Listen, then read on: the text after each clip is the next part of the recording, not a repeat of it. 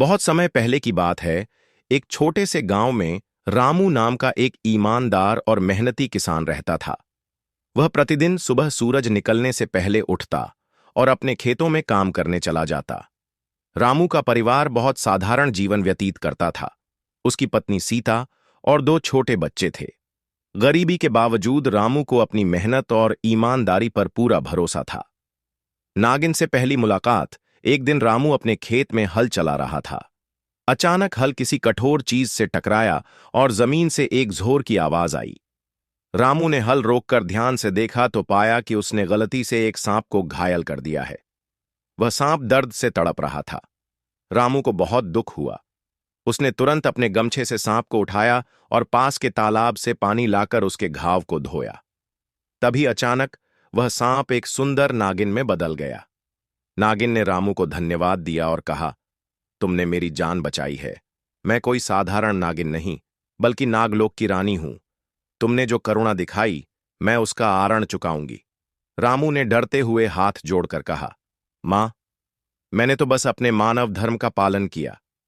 कृपया मुझे क्षमा करें। मैंने अज्ञानवश आपको चोट पहुंचाई। नागिन ने मुस्कुराते हुए कहा, तुम्हारी ईमानदारी और दया ने मेरा दिल जीत लिया है। मैं तुम्हें एक आशीर्वाद दूंगी। हर पूर्णिमा की रात मैं तुम्हारे घर आऊंगी और तुम्हें एक सोने का सिक्का दूंगी। यह तुम्हारी मेहनत और सच्चाई का इनाम है। रामू ने नागिन को प्रणाम किया और अपने काम में लग गया। कुछ दिनों बाद पूर्णिमा की रात नागिन सचमुच उसके घर आई और एक चमकता हुआ सोने का सिक्का देकर चली गई। रामू ने वह सिक्का लेकर उसे सुरक्षित रख लिया। धीरे धीरे हर महीने नागिन आती और रामू को एक सोने का सिक्का देती। रामू और उसका परिवार अब सुखी और संपन्न होने लगा।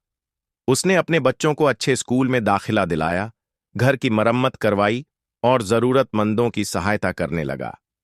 गांव के लोग भी उसकी प्रशंसा करने लगे। हालांकि रामू का जीवन सुखी हो रहा था, पत्नी सीता के मन में लालच का बीज पनपने लगा। उसने सोचा, अगर नागिन के पास हर महीने सोने का सिक्का देने की शक्ति है, तो जरूर उसके पास अपार खजाना होगा। क्यों ना मैं सारा खजाना एक बार में ही ले लूं।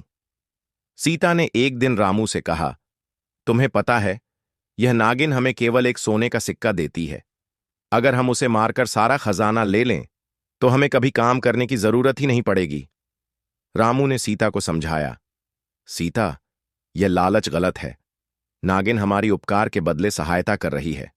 हमें उसके साथ विश्वासघात नहीं करना चाहिए। लेकिन सीता का मन पूरी तरह लालच से भर गया था। उसने रामू की बात अनसुनी कर दी और मन ही मन एक योजना बना ली। विश्वासघात और परिणाम। अगली पूर्णिमा की रात जब नागिन सोने का सिक्का देने आई, सीता ने पहले से ही एक तेज धारदार चाकू तैयार कर लिया था। जैसे ही नागिन ने सोने का सिक्का दिया, सीता ने अचानक उस पर वार कर दिया। लेकिन नागिन अत्यंत शक्तिशाली थी। वह घायल तो हुई, लेकिन मरी नहीं। गुस्से और दर्द से तड़पती नागिन ने कहा, तुम लोगों ने मेरे विश्वास का गला घोंट दिया है। रामू, मैंने सोचा था कि तुम ईमानदार और अच्छे इंसान हो, लेकिन तुम लोगों ने मेरे उपकार का यह फल दिया। अब मैं तुम्हारी कोई सहायता नहीं करूंगी। यह कहकर नागिन वहां से अंतर्ध्यान हो गई। नागिन के जाने के बाद रामू और सीता के जीवन में फिर से गरीबी लौट आई। जो धन उन्होंने इकट्ठा किया था, वह धीरे धीरे खत्म हो गया। सीता को अपने किए पर बहुत पछतावा हुआ, लेकिन अब कुछ नहीं हो सकता था। रामू ने फिर से मेहनत करना शुरू किया, लेकिन नागिन के विश्वासघात का बोझ उनके जीवन में हमेशा बना रहा।